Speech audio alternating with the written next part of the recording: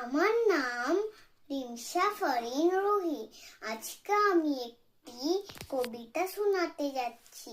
কবিতাটির নাম হলো প্রশ্ন। লিখেছেন কবি গুরু রবীন্দ্রনাথ ঠাকুর।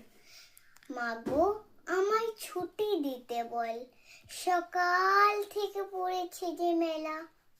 এখন আমি তোমার ঘরে বসে করব শুধু পড়া পড়া খেলা।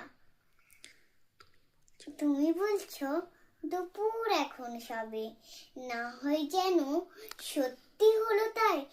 একদিনও কি দুপুর বেলা হলে বিকাল হলো মনে করতে নাই?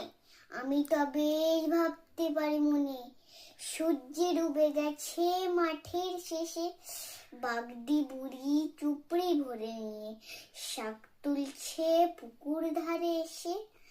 আধার হলো মাধার গাছের তলা, কালি হয়ে এলো দিঘির জল। হাটের থেকে সবাই এলো ফিরে, মাঠের থেকে এলো চাষির দল। মনে কর না উঠলো সাজের তারা, মনে কর না সন্ধে হলো যেন। না রাতের বেলা দুপুর যদি হয়, দুপুর বেলা রাত হবে না কেন? ধন্যবাদ।